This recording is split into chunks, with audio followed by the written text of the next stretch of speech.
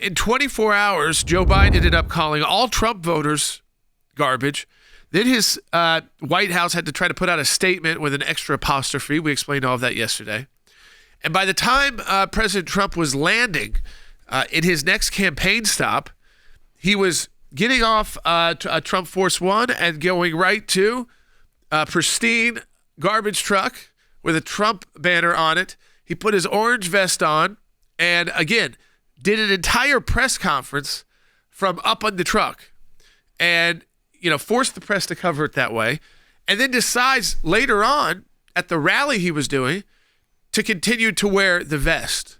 And this is why, again, you're able to be serious at the same time, poke fun at your opponents close to Election Day, while some states are still allowing early voting today and others are allow it through Election Day, really, and others are starting to close. This is a turnout time. You're past the time really on, again, serious issues because you know where the candidates stand on that. Even Harris, who doesn't like telling you or explaining those issues to you, you can try and figure it out at least from what Joe Biden's done and from what she said, kind of. Okay, we know she wants to raise taxes. We know her foreign policy is going to be very scattered. But so this is a time that you want to get attention and reach people who are questioning whether or not it's worth going to vote and go vote for you. And I think, Will, what we saw yesterday was probably, if Donald Trump wins, this was the moment that it was over. It was when they had this moment to try to seize on him with the comment, and instead it backfires because of what Joe Biden did. And in the midst of that, Donald Trump, you got Vivek Ramaswamy doing a trash round, and it did not, by the way, look like they were just doing it, for the images. They're treating people kindly, are actually interested, and that's because the Republican Party now, Will, it's very clear to me now with the orange vest on, and a guy who's been to a lot of construction sites and worn a hard hat many times, as Trump has. They're comfortable in the blue-collar world. I'm in this beautiful plane. I'm enjoying myself. I have a wonderful suit on.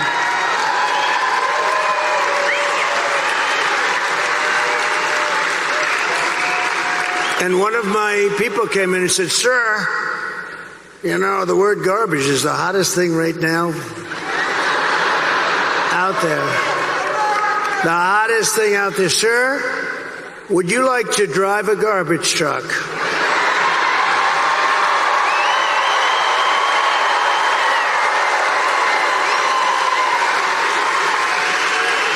Now, we're about, 30 minutes from landing. We had to do this pretty quick. I said, "It's sort of cool, though, isn't it? Because, And I said, I think that's okay. But, I don't feel comfortable wearing a suit."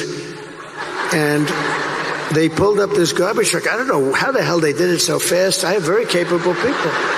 They put a big sign on the truck. Did you see it? I think they showed it. Again, this is imagery. It is risky in politics. It is, your campaign there's always somebody with these ideas. And you have to know yourself well enough to know if you can pull it off. Because at the end of the day, you're going to be the person sitting there. You're going to be the one talking to the press. It's either going to look and be one of those really key, awesome moments, or it could be the end. I mean, you can really, it is very risky. But Donald Trump is able to talk to people. He is not faking that he's some blue-collar guy. He's obviously a multi-billionaire from New York, building, high-rises. But because of that work that he does, of course, you don't get to build high-rises if the labor union doesn't come out and the construction guys and the sanitation guys aren't there and the streets don't look so good if they're not picking up the trash. And so you have to have all of that go into play and you have to respect it. And I think he does. I think that that's good for our country too. And it's good for whole generations of our country. When we see these moments, even those who are not on the Trump train, but are just being honest about the election, I think Frank Luntz is one of those people for CNN. They've got to be honest at this point. 5 days out, you'd look foolish if you said this was disastrous.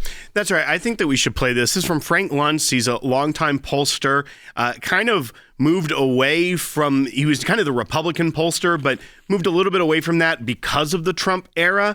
But I think he is honest when he gives his opinion about polls. That's kind of his world he lives in. Yep. And this is a very interesting bite. This was on CNN. Because it reminds me so much of 2016, and I think there are a lot of similarities right now between this campaign and that campaign. The divisions in the country were significant back then. People didn't think Trump had a chance back then.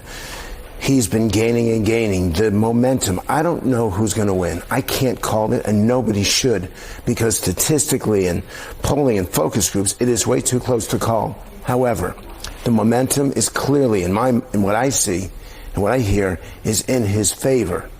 And so every word, every phrase, every misstep, every gaffe matters as those last remaining persuadables make their decision. I don't believe in the undecided anymore. I don't believe there's undecided. I agree that at this point, if you're a serious voter, you likely have already voted, if you can. So if you're in a state that does have early voting, which many do now, most do, and it's in person, so it's the same as if you vote on Election Day.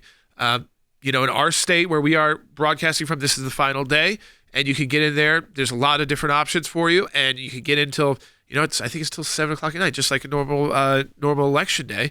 Then it stops, and you go to Election Day voting. And who you're really targeting then is not people who don't know who they're going to support.